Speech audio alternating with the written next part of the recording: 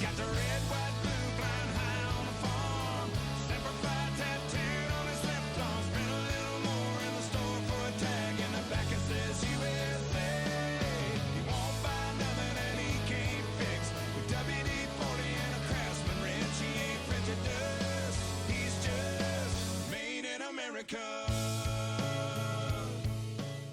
Welcome to the Costa Mesa Pettis Perspective. This is episode 9 this evening, and we're going to be talking about the City Council, Costa Mesa City Council meeting that took place yesterday evening, the 16th. Today is the 17th.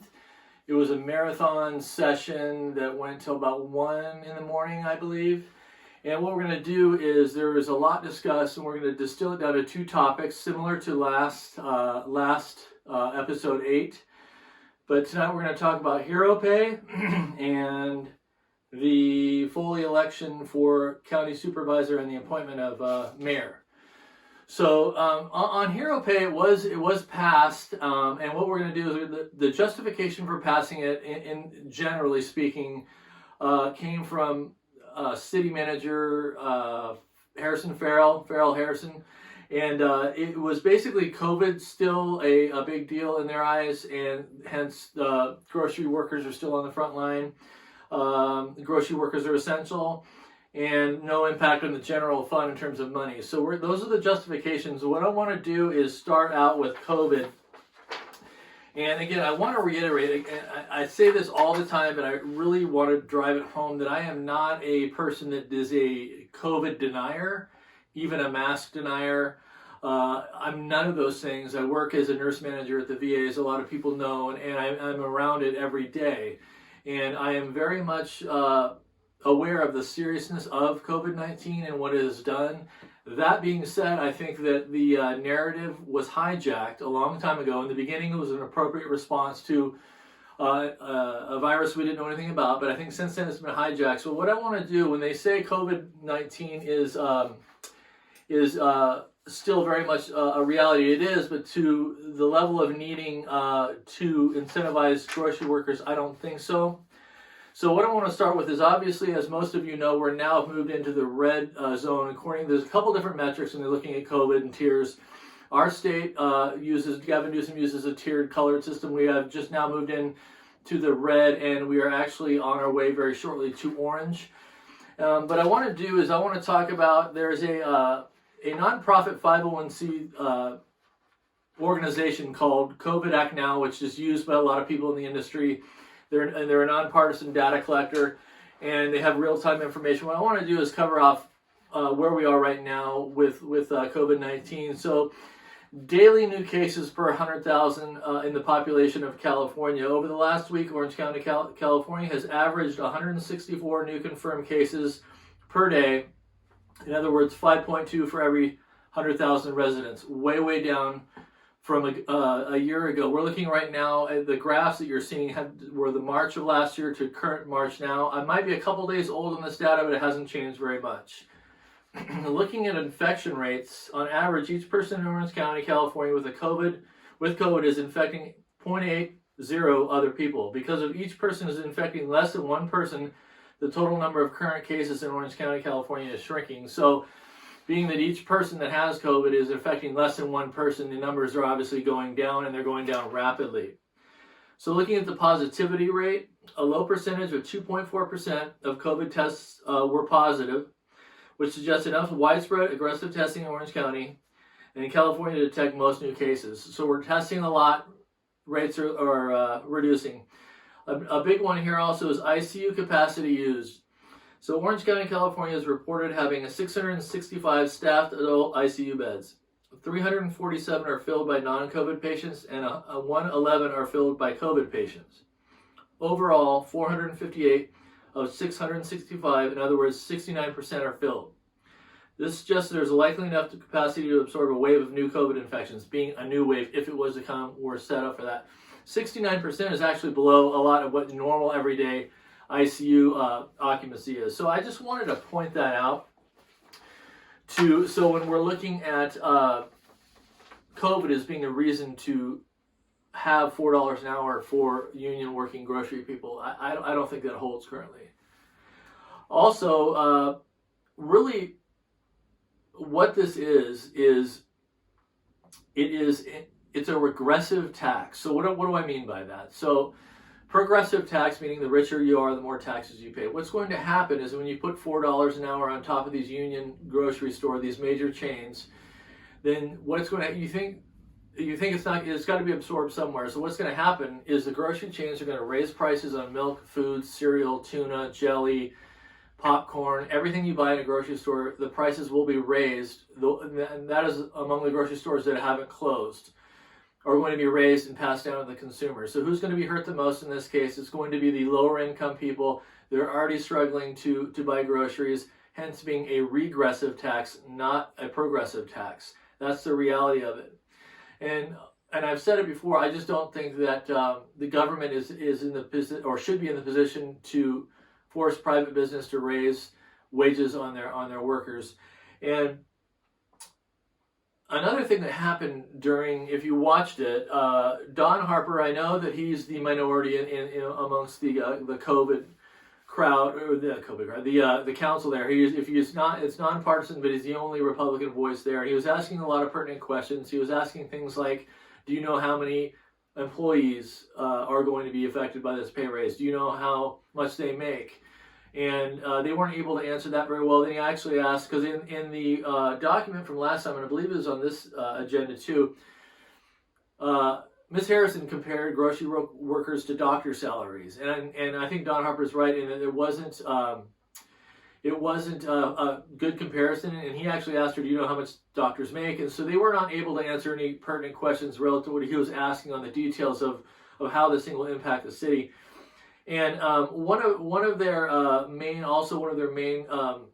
points in favor of this hero pay when talking about finances is they said, well, it'll have no impact on the general fund. It will be no drain on the general fund. And that's actually not the point at all. It'll be a drain on the tax-paying citizens of Costa Mesa, forgetting about the general funds. That was their big argument. And it's quite frankly a union handout. I don't change my position there. That's what it is. It's obvious by the way it was being presented. It was obvious in the answers given during the council meeting, and it's obvious to me that's what it is. And Don Harper actually did say, he said it in a respectful way, that I actually think this is a union handout. Now, wrapping up hero pay here, it was passed. It's going to be good for, I believe it's 3 months. I might be 120 days. This will go on. Mayor Foley, and I had not seen this. I've heard her reputation in this regard. What I'm about to talk, she came out and attacked Don Harper in a way that was unprofessional. She came across as a bully. It was mean and it was aggressive. So when he had finished making his comments against hero pay, it was she wrapped it up by talking, and she came out and said, I don't appreciate you, Don Harper, calling me communist. That's not a direct quote, but it's almost a direct quote. And he looked at her and he said, communist? I never called you a communist. And she said, well, you were insinuating that. And it's disrespectful. And she just went on and dressed him down. And it was actually kind of a shocking reaction.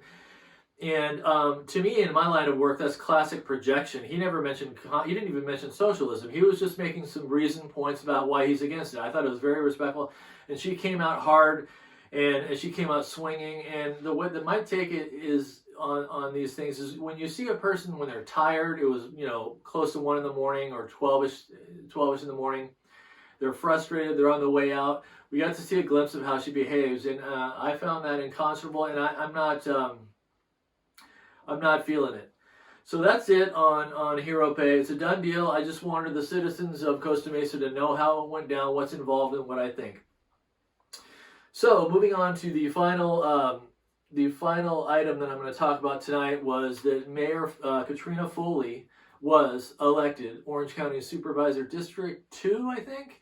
So congratulations to her. I think she's actually plays the game well, and she runs good campaigns, and she got elected. So congratulations to her. We'll see what happens when she gets up there. I'm not here to judge that part of it. They did have a long discussion about appointment versus special elections. We had a number of people call in, Ben Chapman, Hangman Abraham. They actually called in twice each. And there's a lot of disagreement about why, should you be able to hold an election, or should you be able to do appointments, should you hold a special election? And you know what? I'm at the camp. Look, it's their right. It's in the code. It's in the government code. They can appoint a mayor, and that's what they did. And I believe at this point, it's not even quite a year this person will be in place. I think we just need to live with it.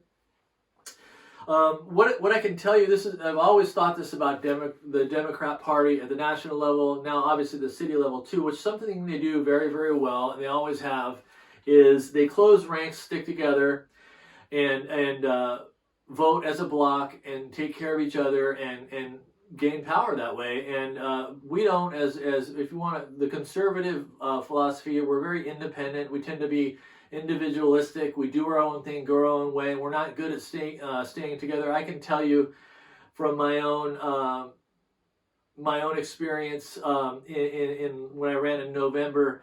It was, there was a lot of feedback given to me from all these different areas. I was a new kid on the block. Hey, you'll never make it. You shouldn't do it. You get out. These other people are already in there. It's just do the math. You'll get more votes.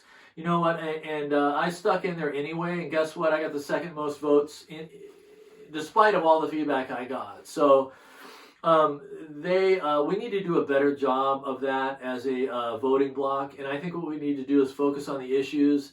We need to have serious people in making serious points, and we need to focus on the long game, getting reelected, back into council, build back up, get the mayorship, work at it, and earn it. I don't think they owe us anything.